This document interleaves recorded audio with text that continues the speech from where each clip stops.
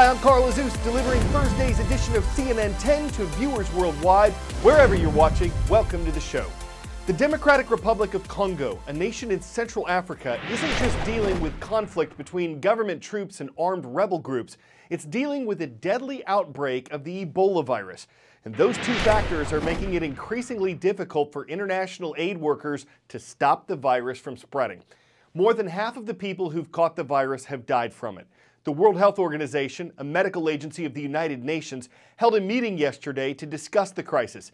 It says that the latest Ebola outbreak in Congo is a regional concern, but at this point it does not fit the description of a public health emergency of international concern. Part of the reason for that? Officials have gotten better at fighting Ebola. For one thing, there's a vaccine available. It's still experimental. It hasn't been universally approved yet. But researchers with the WHO expect that approval will be given soon. There are also several drugs available to treat Ebola that haven't all been available in the 10 outbreaks that have happened since 1976. But some health analysts say what's occurring in Congo is still a major outbreak, and as the security situation gets worse, so does the ability of health officials to get a handle on it. In the eastern Congo, a deadly Ebola outbreak in the middle of a conflict zone.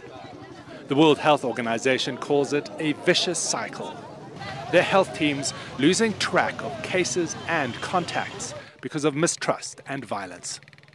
There are attacks and there's a violence between government and rebel groups that is not directly targeted to Ebola responders, but that force teams to not be able to function fully. The Center for Disease Control's team has now been pulled out of the worst impacted areas because of safety concerns, say US officials. For days, specialist teams haven't been able to function. The outbreak began in early August. It's lasted longer and killed more than they had feared. You recall that we started with a 3-month time period. Now we'll be looking at least another 3 or 4 months in order to really stem this outbreak. So far, there have been 211 cases of Ebola, with at least 135 deaths. And the WHO says there is a high risk of regional spread.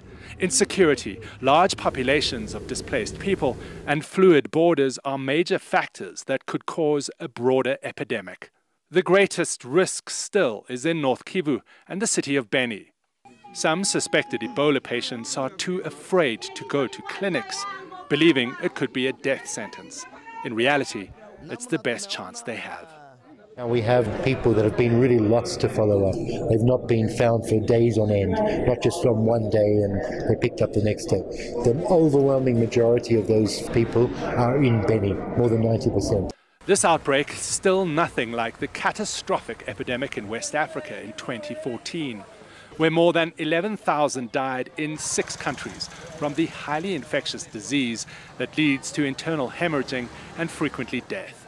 The WHO was criticized for acting too slowly then, but it's different now. Their teams rushed in with a new weapon. They've already reached thousands in high-risk areas with an experimental vaccine. Doctors now use a more effective clinical regime learned from bitter experience in 2014 and new treatments. It helped cure this woman in Beni. Doctors celebrating every victory because their battle is far from over. David McKenzie, CNN Johannesburg. 10-second trivia. Which of these American companies employs the most workers? Walmart, McDonald's, UPS, or the Home Depot? With more than 2 million employees around the world and 1.5 million in the US alone, Walmart is the largest private employer on Earth. Help wanted. As of this August, there are more job openings in the U.S. than there have been at any point since the year 2000, when the Labor Department launched its Job Openings and Labor Turnover Survey. How many jobs? Almost 7,140,000. And that's with hiring at record levels as well, with 5,780,000 Americans getting jobs in August. In another first for the survey, there are now more job openings in America than there are unemployed people in America. That's according to the U.S. Labor Department. Contrast that to when the Great Recession officially ended in June of 2009. At that time, there were 6 unemployed Americans for every 1 job opening.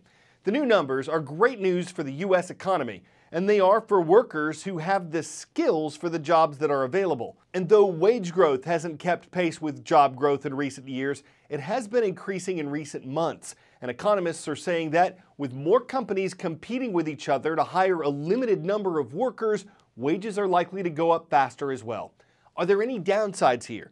Well, an economist interviewed by the Wall Street Journal says that if job openings continue to increase, but the pool of workers does not, it could result in a labor shortage, and that could put the brakes on U.S. economic growth. For now, though, economists say those who are in the market for a new job and who are a good match for the jobs that are available will probably have more power to negotiate salaries and perks than they have in the past. A new sort of report card is out for 25 of America's top hamburger chains, and 22 of them got an F.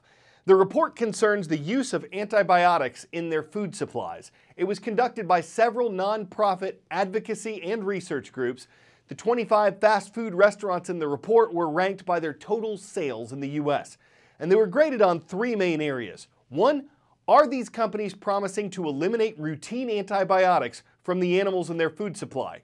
2, how are they doing that? And 3, what proof is there that they're making good on their promises? The U.S. Food and Drug Administration approves the use of antibiotics in the food supply, and those who support the practice say it keeps food safer by decreasing the amount of harmful bacteria in it. But scientists are concerned that rampant use of antibiotics in the animals used for food could have dangerous consequences down the road for the people who eat it. 6 consumer interest groups are now sounding the alarm about the use of antibiotics in meat served at the 25 largest burger chains in the United States. Shake Shack and BurgerFi are the only 2 chains that only serve beef raised without antibiotics and earned a grade of A. 22 chains got an F on the Chain Reaction 4 report for their lack of antibiotic policies and practices. So why should you care about this? Well, as you know, antibiotics should be used to treat an animal or a human with a bacterial infection. But in this case, antibiotics were used to prevent potential diseases that could stem from poor diets and crowded, dirty conditions. But here's the problem with that. Using antibiotics when they're not needed can make bacteria resistant. And a human can potentially eat those bacteria, especially if the meat is not cooked properly. The result? Antibiotics may not work then, when we need them most. You should know that the beef industry also uses 6 hormones to promote faster growth and weight gain.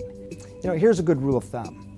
Read the ingredients and try to avoid eating foods that contain ingredients you can't pronounce. The old adage has always and will forever continue to hold true. You are what you eat.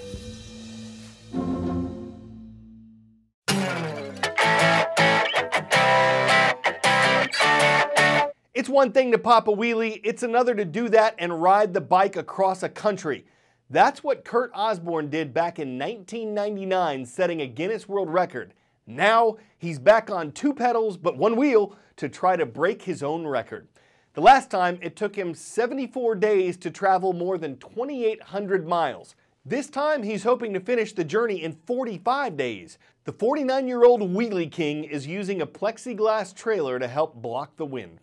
Because being busted by a gust of bluster would be a wheelie big shame.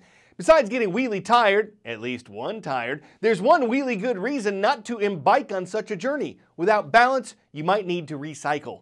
I'm Carl Azus, peddling news and puns for CNN10.